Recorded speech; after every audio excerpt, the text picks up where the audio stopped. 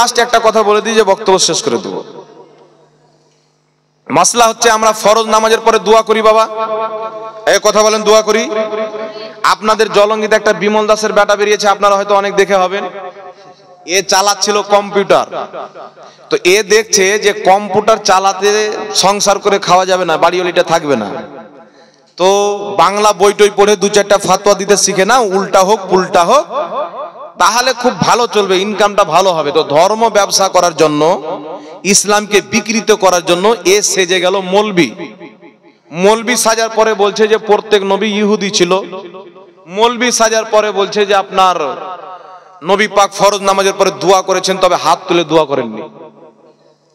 এত বড় মিথ্যা কথা কে বলতে পারে? অথচ তাদেরই বাপ আব্দুর রহমান মুবারকপুরী নিজের কিতাব তোহফাতুল আহওয়াজের মধ্যে সহিহ সনদে হাদিস নিয়েছেন, আমার নবী ফরজ নামাজে সালাম ফিরানোর পর মুক্তাদের দিকে চেহারা ঘুরিয়ে দুহাত উত্তোলন করে দোয়া করতেন। জোরে বলেন সুবহানাল্লাহ। এই মর্মে একটা নয় দুটা নয়, এই মর্মে আমার জানা মতে 10টার চাইতে বেশি হাদিস আছেন যে আমার আপনার নবী সাল্লাল্লাহু আলাইহি সাল্লাম ফরজ নামাজের পরে দোয়া করতেন হাত তুলে। কথা বুঝতে পারছেন কি পারেন না বাবা? আর আমার নবী হাত তুলে দোয়া করবেন, সাহাবা বসে থাকবেন, এটা কোনোদিন হয়েছে? হয়নি। আরেকটা কথা, এই লামাযহাবীরা মানুষের সামনে প্রচার করেছেন যে সম্মিলিতভাবে দুয়াই ইসলামে নাই। তাই ফরজ নামাজের পর তো দূরের কথা, জালসা যে শেষ হয়, তো জালসা শেষ করে বলছে ওয়ামা আলাইনা ইল্লাল বালাগ, সেমটে বাড়ি পালিয়ে গেল, দুয়াটাও গেল, মানে পান হতি লাগা জালসা। কথা বুঝতে পারছেন বাবা? সম্মিলিত দোয়া ইসলামের এটা একটি মূল হিস্সা। যদি কোনো ব্যক্তি বলে ইসলামে সম্মিলিত দোয়া নাই, ওই ব্যক্তি বিদাতি ব্যক্তি। নাম আহলে হাদিস হতে পারে, ইংরেজদের দেওয়া, কিন্তু নবীর দেওয়া নাম হতে পারে না। কারণ নবী পাক সাল্লাল্লাহু আলাইহি ওয়াসাল্লাম মুজামুল কবির লিতাবরানির মধ্যে হাদিস, যেই হাদিসকে ইমাম হাইসামি মাজমাউ জাওয়াইদে উল্লেখ করে বলেছেন হাদিসের সনদ সহিহ। জোরে বলেন সুবহানাল্লাহ। নবী পাক সাল্লাল্লাহু আলাইহি ওয়াসাল্লাম বলছেন যে যেখানে মুসলমান দলবদ্ধভাবে সবাই মিলে হাত তুলে দোয়া করবে, একজন দোয়া করবে, বাকি সবাই আমিন বলবে, আল্লাহ তাবারাক ওয়া তাআলা তারা যা চাইবে তা দেওয়া আল্লাহর উপরে ওয়াজিব হয়ে যাবে। আর জোরে বলবেন না সুবহানাল্লাহ। নবী পাক সাল্লাল্লাহু আলাইহি ওয়াসাল্লাম বলছেন আমাকে কিছু খাস জিনিস দেওয়া হয়েছে, তার মধ্যে একটা হচ্ছে আমিন। আর আমার পূর্বে মুসা নবীকে দেওয়া হয়েছিল, মুসা আলাইহিস সালাম দোয়া করতেন, তিনার ভাই হারুন আলাইহিস সালাম আমিন বলতেন। অনুরূপ ভাবে আমার উম্মতিরা একজন দোয়া করবে, বাকি যত লোক থাকবে সকলে আমিন বলবে। এইভাবে যারা দোয়া করবে আল্লাহ তাদের দোয়া অবশ্যই কবুল করবে। জোরে বলেন সুবহানাল্লাহ। হাকিম আল মুস্তাদরাক আলা সাহিহাইনের মধ্যে হাদিস, রাসূল পাক বলছেন যেখানে মুসলমান দলবদ্ধভাবে দোয়া করবে আল্লাহ পাক তাদেরকে ওটা অবশ্যই দিবে যেটা দোয়াকারী নিজের দোয়ার মাধ্যমে আল্লাহর কাছে চাইবে। মাজমাউ জাওয়াইদের হাদিস, রাসূল পাক বলছেন সবাই মিলে হাত তুলে দোয়া করবে, একজন দোয়া করবে, বাকি সবাই আমিন বলবে, আল্লাহ পাক তাদের দোয়া কারেন্টের মতন কবুল করবে। আবার কোন জায়গাতে বলছেন আল্লাহর উপরে ওয়াজিব হয়ে যাবে, তারা যা চাইবে তা দেওয়া। আচ্ছা বলেন তো বাবা, আমরা জানাজার নামাজে মুসলমান দলবদ্ধ হয়ে থাকি না থাকি না?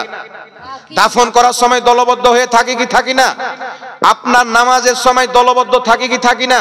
তো যেখানে মুসলমান দলবদ্ধ হবে, নবী পাকের আম হুকুম, নবী বলেননি এই জায়গা বাদ দিয়ে, এই জায়গা বাদ দিয়ে, নামাজের পর বাদ দিয়ে, জানাজার নামাজ পর বাদ দিয়ে, নবী মুস্তাফা আম হুকুম করেছেন যখনই যেখানে মুসলমান সবাই মিলে হাত তুলে দোয়া করবে, একজন দোয়া করবে, বাকি সবাই আমিন বলবে, আল্লাহ পাক তাদের দোয়া অবশ্যই কবুল করবে। সুতরাং নামাজে মুসলমান একত্রিত হয়, নামাজে ইমাম সাহেব দোয়া করবে, মুসাল্লিরা আমিন বলবে, নবী মুস্তাফার হুকুম পালন হবে। একটু জোরে বলতে হবে সুবহানাল্লাহ। জানাজার নামাজের হোক, জালসাতে হোক, যে কোনো জায়গাতে হোক, একজন দোয়া করবে, বাকি সবাই আমিন বলবে, নবী মুস্তাফার সুন্নাতে হুকুমে আমল হবে। জোরে বলেন সুবহানাল্লাহ।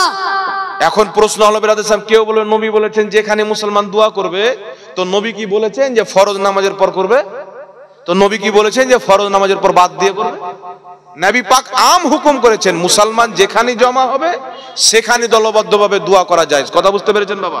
আরেকটা কথা আপনাকে বলে দিই, নবী পাক সাল্লাল্লাহু আলাইহি ওয়াসাল্লাম জীবনে একবার আজান দিয়েছেন। কতবার আজান দিয়েছেন? জীবনে একবার আজান দিয়েছেন। তাহলে 5 বার আজান দেওয়া হিসাবে বিদআত হবে? কারণ নবী একবার দিয়েছেন, তো ওরা বলবে যে নবী দিয়েছেন একবার, কিন্তু হুকুম তো আছে 5 বারের। তো নবী পাক সাল্লাল্লাহু আলাইহি সাল্লাম যদি নাও করে থাকে সবাইকে নিয়ে ফরজ নামাজের পর দোয়া, সাহাবাও যদি না করে থাকে, আমার নবী হুকুম করেছেন যেখানে দলবদ্ধভাবে মুসলমান দোয়া করবে আল্লাহ তাদের দোয়া অবশ্যই কবুল করবে। তো নবীর হুকুমের উপর আমল করলেও এটা বিদআত হবে না। নবীর হুকুম মানা হচ্ছে ইবাদত। জোরে বলেন সুবহানাল্লাহ। সুবহানাল্লাহ। কথা বুঝতে পেরেছেন কি পারেননি বাবা? এইবার চলে আসেন আর একটা কথা বলে দিই, আমার আপনার নবী সাল্লাল্লাহু আলাইহি সাল্লাম জীবনে একবার হজ করেছে। কতবার হজ করেছে? একবার হজ করেছে। আর ওয়াহাবি মৌলবি ইসরায়েলের টাকা পেয়ে প্রত্যেক বছর হজ করে। আমেরিকার টাকা সৌদি আরবে যাকাতের পয়সা পাঠালো যে এই যাকাতের টাকা নিয়ে ভারতের মুসলমানদের সাহায্য করবে, কিন্তু এবার এরা যাকাতের টাকা মসজিদে লাগানো না যায়, বেটারা মসজিদ বানায়। বানায় কি বানায় না? যাকাতের টাকায় মসজিদ বানায়, আর মসজিদে আসবে 20 লাখ টাকা, বেটা 10 লাখ টাকার মসজিদ বানাবে, আর এই 10 লাখ টাকা নিয়ে নিজের বাচ্চা কাচ্চাকে মৌলবি বানাবে। তাহলে যাকাতের টাকা, হারাম টাকা নিয়ে যদি মৌলবি বানায়, তখন ওই মৌলবি বিমল দাসের বেটা হবে, ভালো মানুষের বেটা হবে না। কথা বুঝতে পেরেছেন বাবা? তো এই যাকাতের টাকা দিয়ে বারবার হজ করে, কিন্তু আমার আপনার নবী তো একবারই হজ করেছেন। তাহলে আমার আপনার নবী একবার হজ করেছেন, তো 2 বার হজ করা বিদআত। তখন বলবে হুজুর একবার হজ করেছেন নবী পাক ঠিকই আছেন, কিন্তু বারবার হজ করাটা এটা তো আদেশ তো আছে, নিষেধ তো নাই যে যতবার হজ করবে অত বেশি নাকি। কথা বুঝতে পেরেছেন? তো আমার আপনার নবী ফরজ নামাজের পর হাত তুলে দোয়া করেছেন। বলছে সবাই মিলে করেছেন কি করেননি, করেছেন কি করেননি বাদ দাও। নবী বলেছেন যেখানে মুসলমান দলবদ্ধভাবে সবাই মিলে হাত তুলে একজন দোয়া করবে, বাকি সবাই আমিন বলবে, আল্লাহ তাদের দোয়া কারেন্টের মতন কবুল করে নেবে। এখানেও নবীর হুকুম আছে। জোরে বলেন সুবহানাল্লাহ। সুবহানাল্লাহ। কথা বুঝতে পেরেছেন? আরেকটি হাদিস আপনাকে শুনিয়ে দিই। কিতাবটির নাম হলো আল বিদায়া ওয়ান নিহায়া। এই কিতাব প্রত্যেক আলিম জানেন এই কিতাবের ব্যাপারে। আল বিদায়া ওয়ান নিহায়া আল্লাহ মাযহাবিদের সবচেয়ে বড় গুরু ইবনে তাইমিয়ার ছাত্র, যার নাম হচ্ছে ইমাম ইবনে কাসির, তিনি এই কিতাবের মধ্যে সনদ সহ হাদিস উল্লেখ করেছেন। নবী পাকের সাহাবী আলা বিন হাজরামি রাদিয়াল্লাহু তাআলা আনহু একটি জায়গা থেকে যুদ্ধ করে আসতেছিলেন। একটি ময়দানে রাত্রি হয়ে গেল, তিনারা ঘুমিয়ে পড়লেন। ফজরের টাইম হলো, জাগলেন নামাজের জন্য। জাগার পরে দেখছেন যেই সাওয়ারিতে চেপে গেছিলেন একটাও সাওয়ারি নাই। কোন সাওয়ারি কোন দিকে পালিয়ে গেছেন? তিনারা ফজরের আজান দিলেন। আজান দেওয়ার পরে নামাজে দাঁড়ালেন, নামাজ পড়লেন, জামাত করলেন। জামাতে সালাম ফেরানোর পর আলা বিন হাজরামি সঙ্গে সঙ্গে 2খানা হাত উত্তোলন করলেন। 2 হাত তুলে দোয়া করতে লেগেছেন। পিছনে যত সাহাবী ছিলেন প্রত্যেক সাহাবী আলা বিন হাজরামিকে দেখছেন হাত তুলে দোয়া করছেন, তারা সবাই হাত তুলে দোয়া করে আমিন আমিন করতে লাগলেন। আলা বিন হাজরামি ইমাম দোয়া করছেন, প্রত্যেক মুক্তাদি হাত তুলে আমিন আমিন করতে লাগলেন। শত শত সাহাবী মুক্তাদি হয়ে আমিন বলছেন, আলা বিন হাজরামি ইমাম হয়ে দোয়া করছেন। তাহলে আপনারা বলেন, কেউ যদি আজকে কোনো ইমাম নামাজে সালাম ফেরানোর পর 2 হাত তুলে দোয়া করে, মুসাল্লিরা হাত তুলে আমিন আমিন বলে, এটা বিদআত হবে না নবীর শত শত সাহাবীর সুন্নাত হবে? সুন্নাত হবে। এখন মৌলবি বলবে উনি তো শুধু ফজর নামাজের পর করেছিলেন, তোমরা 5 ওয়াক্তের নামাজের পর কেন করো? বেটা সাহাবা একবার ফরজ নামাজের পর করেছেন, বারবার করা ওটা ইসলামে জায়েজ হয়ে গেছে। কথা বুঝতে পেরেছেন? যেটা নবী বা সাহাবী একবার করেছেন ওটা বারবার করা ইসলামে জায়েজ হয়ে যায়, ওটা আর অবৈধ থাকে না। কথা বুঝতে পেরেছেন? কিন্তু যারা বলে ফরজ নামাজের পরে দোয়া করা যাবে না, ওরা হলো বিদাতি। কারণ সাহাবা করেছেন আর ওরা এটাকে বিদাত বলে। সাহাবার আমলকে যারা বিদাত বলবে ওর 14 গোষ্ঠী বিদাতি হবে। কথা বুঝতে পেরেছেন? তো বেটা নিজেই বিদাতি আর ফতোয়া মানে আমাদের উপর। এই জন্য আপনারা একটা কিতাব সংগ্রহ করবেন, খাস করে যুবক ভাইরা। মুফতি আমজাদ হোসেন সিমনানি চিনেন? চিনেন? আমার বড় ভাই মুফতি আমজাদ হোসেন সিমনানি একটি কিতাব লিখেছেন, ফরজ নামাজের পরে দোয়া ও হাত তুলে প্রার্থনার প্রমাণ। এই কিতাবটি আপনারা সংগ্রহ করবেন, পিডিএফ এ পেয়ে যাবেন এবং অরিজিনালও পেয়ে যাবেন। এই কিতাবটি আপনারা পড়বেন। নবী মুস্তাফা ফরজ নামাজের পরে অসংখ্য হাদিস হাত তুলে দোয়া করেছেন, সাহাবায়ে কেরাম সম্মিলিতভাবে দোয়া করেছেন, নবী সম্মিলিত দোয়া করার পারমিশন দিয়েছেন। একটা না দুটা নয়, একাধিক হাদিস পেয়ে যাবেন। এখন প্রশ্ন হচ্ছে, হুজুর কেউ দোয়া করলো না তো তার হুকুম কি? একজন ব্যক্তি দোয়া করতে এসেছেন, বাড়িতে এমার্জেন্সি কাজ, নামাজ শেষ হয়ে গেল, দোয়াটা আলাদা নামাজটা আলাদা। কথা বুঝতে পেরেছে? কেউ বাড়িতে এমন এমার্জেন্সি কাজ দোয়া করলো না, কাজটার জন্য চলে গেল, তার কোনো গুনাহ হবে না। কিন্তু বিদআত বলে, হারাম বলে, নাজেজ বলে চলে গেল। সাহাবার কর্মকে, দোয়াকে বিদআত নাজেজ বলো, তার হুকুম কি হবে? আল্লাহ কুরআন পাকে বলছেন, উদউনি আস্তাজিব লাকুম, তোমরা আমার কাছে দোয়া চাও, আমি আল্লাহ কবুল করব। কোরআন পাকে আছে না নাই বাবা? আল্লাহ বলছেন তোমরা দোয়া চাও, আমি তোমাদের দোয়া কবুল করব। আর যারা দোয়া থেকে মুখকে ফিরিয়ে নেয়, দোয়া থেকে মুখকে ফিরিয়ে নেয়, আল্লাহ বলছেন অবিলম্বে তারা লাঞ্ছিত হবে এবং জাহান্নামের আগুনে জ্বলবে।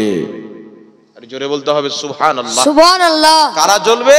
যারা দোয়াকে বিদআত বলে পালিয়ে যায়, অপমান করে পালিয়ে যায়। আল্লাহর কোরআন বলছে তারা লাঞ্ছিত হবে, কিয়ামতের ময়দানে জাহান্নামের আগুনে গ্রেফতার হবে, আযাবে গ্রেফতার হবে। আরেকটা হাদিস শুনিয়ে দিই। হযরতে আনাস বিন মালিক বলছেন, আমি আমার নবী সাল্লাল্লাহু আলাইহি সাল্লাম একদিন চলে গেলাম একটা মসজিদের দিকে। চলতে চলতে চলতে চলতে মসজিদে প্রবেশ করব, দেখছি মসজিদে সবাই মিলে হাত তুলে দোয়া করছেন। সবাই মিলে আমরা যেমন দোয়া করি না, ইমাম দোয়া করে সবাই আমিন বলে, তো সবাই মিলে হাত তুলে দোয়া করছেন। আমার নবী বললেন না তোমরা কেন সবাই মিলে সম্মিলিত মসজিদে দোয়া করছো, বিদআত নাজায়েজ। নবী কি বললেন? নবী বলছেন, আনাস আমি যা দেখতে পাচ্ছি তোমরা কি দেখতে পাচ্ছ? হযরত আনাস বলছেন, হুজুর কি দেখতে পাচ্ছেন? আমার নবী বলছেন, আমি তাদের হাতে নূর দেখতে পাচ্ছি। আরে জোরে বলেন না সুবহানাল্লাহ। আমি তাদের হাতে নূর দেখতে পাচ্ছি। হযরত আনাস বলছেন, হুজুর দোয়া করতেন যেন আমিও দেখতে পাই। আমার আপনার নবী দোয়া করলেন, হযরত আনাস বলছেন আমিও নূর দেখতে পেলাম। নবী পাক সাল্লাল্লাহু আলাইহি সাল্লাম বলছেন, আনাস চলো আমরা তাদের দোয়াতে শামিল হয়ে যাই। তো কোথাও যদি সবাই মিলে দোয়া করে, ওই দোয়াতে শামিল হওয়া নবীর সুন্নাত, দোয়া থেকে পালিয়ে যাওয়া মানে নবীর সুন্নাতকে ঘৃণা করা, এটাই হলো জঘন্য বিদআত। তো যারা দোয়া করে না তারা হলো বিদআতি, যারা দোয়া করে তারাই হলো সুন্নাতি। কথা বুঝছেন বাবা? আর এখন হয়ে গেছে উল্টা চোর কোতোয়াল কো ডাঁটে। এখন কেউ যদি 2-4 লাখ টাকা চুরি করে নিয়ে চলে আসে, গ্রামে এমন ভাবে ঘুরবে মনে হবে একবারে 5 ওয়াক্তের নামাজের বাচ্চা। ওকে যদি কেউ বলে এই চোর, ও আর সামনে বলারও ক্ষমতা রাখে না, মানে গরম আছে এখন টাকা। তো ওইরকম হয়ে গেছে, ওটা উল্টা চোর কোতোয়ালকে ডাঁটে। সমাজের চোর করবে মানুষের মীমাংসা, সমাজের সুদখোর করবে মানুষের মীমাংসা, গ্রামের মডল মাতাবীরগুলি তারা করবে। এরকম আছে না নাই সমাজ বাবা? অসংখ্য সমাজ আছে। তো এখন হয়ে যাচ্ছে উল্টা চোর কোতোয়ালকে ডাঁটে। যারা দোয়া করে না তারা হলো বিদআতি, যারা দোয়া করে তারা হলো সুন্নাতি। সুন্নাতকে বানিয়েছে বিদআত আর বিদআতকে বানিয়েছে সুন্নাত। কথা বুঝতে পারছেন বাবা? এরই নাম হচ্ছে ওয়াহাবি। আর ওয়াহাবি এসে ইহুদি থেকে, এদের আসল হলো ইহুদি। আমার মোবাইলে ভিডিও আছে, কেউ চাইলে বক্তব্য দিয়ে আসার পরে আসেন আমার কাজ। আমেরিকার পার্লামেন্টে কথা হচ্ছে আমরা যে ওয়াহাবি ইসলাম চালু করেছি, এর দ্বারা আমাদের কাজ হচ্ছে কি হয় না? তো অনেক কাজ হচ্ছে। আমেরিকা চাই ইসলামকে দুর্বল করে দেয়। এই যে ইসলামের বিপক্ষে একটা মুহিম চলছে, যাকে ইসলামোফোবিয়া বলা হয়, মানে মুসলমানকে দেখলে আতঙ্কবাদ মনে করা, মুসলমানকে দেখলে দেশদ্রোহী মনে করা, একটা মুহিম চলছে কি চলে না বাবা? বিজেপিরা আমাদেরকে বলে কি বলে না, বিভিন্ন রকম লোক। এর আসলো কোথায় থেকে? তালেবানের প্রতিষ্ঠাতা, তালেবানের তখন ও সর্দার ছিল ওসামা বিন লাদেন, পাক্কা ওয়াহাবি। ওসামা বিন লাদেন আমেরিকার 4টা জাহাজকে ক্রাশ করেছিল। আর আপনার 2টো জাহাজ ওর আমেরিকার দুনিয়ার সবচাইতে বড়, তখন এখন যেমন বুর্জ খলিফা দুনিয়ার সবচাইতে বিল্ডিং আছে, তখন সবচাইতে বড় বিল্ডিং আমেরিকাতে ছিল। আমেরিকার 2টা বিল্ডিং এ 2টা জাহাজ একদম এত স্পিডে মারলো, বিল্ডিং কিন্তু ভেঙে দিল। আর আমেরিকার আরেকটা জায়গা, নামি দামি জায়গাটার নাম আমি বলছি, সেই জায়গাতে একটা মারলো। আরেকটা জাহাজকে আমেরিকার ফাইটার জেট গিয়ে ওই জাহাজকে মাটিতে ধসিয়ে দিয়েছিল, ও আবার কোনো বিল্ডিং এ মারল। তো আমেরিকার প্রেসিডেন্ট তখন ছিল জর্জ বুশ, নাম্বার 1 শয়তান। ওই জর্জ বুশ বলল যে এই যে কাজটা করেছে তালেবানের লিডার ওসামা বিন লাদেন করিয়েছে। আর যারা জাহাজ ক্রাশ করেছিল তারা সবাই ছিল মুসলিম নামের। এবার জর্জ বুশ কি করলো, নাম দিল ওসামার। ওসামা কিন্তু অস্বীকার করলো। দীর্ঘদিন চলে যাওয়ার পর ওসামা অ্যাটিটিউডে এসে বলছেন যে হামলা আমেরিকাতে হয়েছিল, আমি করিয়েছিলাম, দরকার পড়লে আবার আমেরিকাতে হামলা করবে। কথা বলছেন? তখন থেকে আমেরিকাতে প্রচার হয়ে গেল যে মুসলমান যত লম্বা দাড়ি তত বড় আতঙ্কবাদ। আজ ইসলামকে আতঙ্কবাদ বলা হয় সুন্নির কারণে নয়, আল্লাহর কসম ওয়াহাবিদের কারণে। জঙ্গিবাদী ওয়াহাবিদের মধ্যে, আতঙ্কবাদী ওয়াহাবিদের মধ্যে আজকে আফগানিস্তানের বাচ্চাকে বম ফুটিয়ে মেরেছে কারা? এই আতঙ্কবাদী ওসামার তৈরি করা সংগঠন আল কায়দা। আমেরিকার হাজারো লোককে মেরেছে। ইসলাম কি বলে যে বিনা অপরাধে এমনিতে গিয়ে তুমি কাউকে মেরে দাও, সেটা যে কোনো ধর্মের লোক হোক? ইসলাম কি এটা বলে বাবা? নবী পাক বলছেন, সাহাবী যখন তুমি যুদ্ধ করতে যাবে, লড়াই করতে যাবে, কোনো বয়স্ক লোককে মারবে না, মহিলার উপর অ্যাটাক করবে না, বাচ্চাকে মারবে না। যারা তোমাদের সামনে ফেস টু ফেস হাট্টা কাট্টা যুবক আসবে তার সাথে তুমি লড়াই করবে। কেউ যদি তোমার ভয়ে পালিয়ে যায় তাকে দৌড়ে মারবে না, ছেড়ে দাও। এটা হচ্ছে ইসলাম। আর আল কায়দা ইসলামের নামে হয়ে কি করলো? আমেরিকার বাচ্চা কাচ্চা সবাইকে মারলো। নিঃসন্দেহে আল কায়দা একটা আতঙ্কবাদ, আর ইসলামের সাথে কোনো সম্পর্ক নাই। তো এই যে ইসলামকে বদনাম করেছে, ওসামা বিন লাদেন বদনাম করেছে, আল কায়দা বদনাম করেছে, আর একে ফান্ডিং করা হতো সৌদি আরব থেকে, কারণ যেন ইসলামকে বদনাম করা হয়। আর ইসলামকে তারা বদনাম করেছে। আজকে আমেরিকা চলে যান, দুবাই, আপনার কি বলো, লন্ডন চলে যান, জাপান চলে যান, আপনার যদি দাড়ি থাকে, মাথাতে যদি টুপি থাকে, ওই পুলিশ কিন্তু সন্দেহ করে যে মনে হয় আতঙ্কবাদ আছে। এটা কাদের দান বাবা? এটা ওয়াহাবিদের দান, কথা বুঝছেন? আর আহলে সুন্নাত ওয়াল জামাতের কি দান? আমাদের তারিখকে পড়েন, খাজা মঈনুদ্দিন চিশতি থেকে নিয়ে নিজামুদ্দিন আউলিয়া পর্যন্ত, হিন্দু পর্যন্ত তাদের কাছে পানি পড়া নিতে এসেছে, অমুসলিম পর্যন্ত তাদের কাছে এসেছেন। তাদের আখলাককে দেখে, তাদের চরিত্র ব্যবহারকে দেখে, একটা নয় দুটা নয়, খাজা মঈনুদ্দিন চিশতির হাতে 90 লাখ অমুসলিম কলমা পাঠ করে মুসলমান হয়েছে। বলেন সুবহানাল্লাহ, আল্লাহু আকবার, ইয়া রাসূলুল্লাহ জিন্দাবাদ।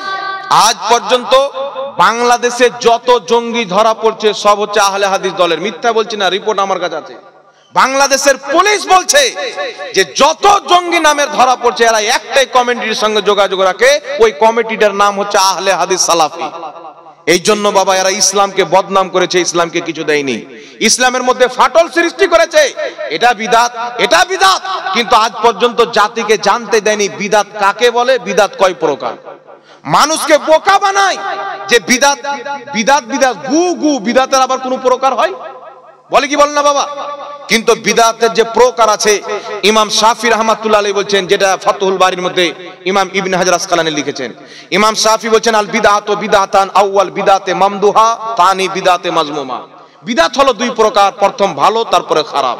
কোন নতুন কাজ যদি কোরআন হাদিস মোতাবিক হয়, নতুন হলো ওটা হবে ভালো কাজ, সওয়াব পাওয়া যাবে। আর কোন কাজ যদি কোরআনের বিপক্ষে হয়, হাদিসের বিপক্ষে হয়, সাহাবার আমলের বিপক্ষে হয়, ওটাই হবে বিদআত। কথা বুঝতে পেরেছেন বাবা? তো বিদাত কত প্রকার এরা লোককে জানতে দেয়নি। বিদাত বলে, শিরিক বলে মানুষের ঈমানকে ধ্বংস করেছে। এমন কি যে যেই কাজ সাহাবা নিজেই করেছেন, ওই কাজকে পর্যন্ত তারা শিরিক বানিয়ে দিয়েছে। এই বিরাদির ইসলাম, আপনারা আমাকে বলেন তো, এইদিকে দেখেন, আমার দিকে দেখেন, বুখারী শরীফ কিতাবটির নাম, যেই কিতাবের মাকাম হচ্ছে কোরআন পাকের পর। আপনাদের ভাগবান গোলা থেকে একটা ছেলে আমাকে ফোন করে বলছে, হুজুর আপনি কি বিমল দাসের ব্যাটার সাথে বসবেন? আমরা আমার বাপের সাথে বসবো, 14 গোষ্ঠীর সাথে বসবো। বসা দেখি কবে বসা। তো বলছে বুখারী শরীফই মানবো, বুখারী ছাড়া অন্য কিতাব চলবে না। আমি বললাম কোরআন চলবে? বলছে কোরআনকে তো মানতে হবে, কোরআন আর বুখারী চলবে, মুসলিম আবু দাউদ নয়, কোরআন আর বুখারী থেকে দেখাইতে হবে। তো আমি ওকে বললাম, একটা বুখারী শরীফের নামটা বলো তো। বুখারী শরীফের নাম কি? সহিহ বুখারী। ওর বাপও বুখারী শরীফের নাম জানে না। এখানে অনেক লোক আছেন, আপনারা হয়তো জানেন কি জানেন না, আপনি লামাযহাবীদের বড় বড় মৌলবীকে জিজ্ঞাসা করেন বুখারী শরীফের আসল নাম কি, তারা বলতে পারবে। আমি ওকে বলি বুখারী বুখারী তো খুব বলছো, বুখারী শরীফের নামটা বলো তো। বলছে সহিহ বুখারী। আমরা পাগলা, এটা বুখারী শরীফের নাম লয়। বলছে কি বুখারী শরীফ? আমি এটাও বুখারী শরীফের নাম লয়। তাহলে কি নাম আপনি বলে দেন। ও যখন বলতে পারলো, আমি ওকে বুখারী শরীফের নাম, বুখারী শরীফের নাম হলো আল জামে আল মুসনাদ আস সহিহ আল মুখতাসার মিন উমুরে রাসূলিল্লাহ সাল্লাল্লাহু আলাইহি ওয়াসাল্লাম ওয়া সুনানিহি ওয়া আয়ামিহি। এটা হলো বুখারী শরীফের নাম। শুনেছেন কোনদিন? এটা হলো বুখারী শরীফের নাম। লামাযহাবীর বাপ পর্যন্ত তার না। এখন রেকর্ডিং যাবে, শুনে মুখস্থ করবে। বুঝতে পারছেন? আর বলছে বুখারী ছাড়া কোনো কিতাব মানবো না। একে নবী বলেছেন যে আমার বুখারীতে যদি হাদিস আছে মানিও, অন্য কিতাবে আসলে মানিও না। নবীর জামানায় বুখারী ছিল? এই ছিল?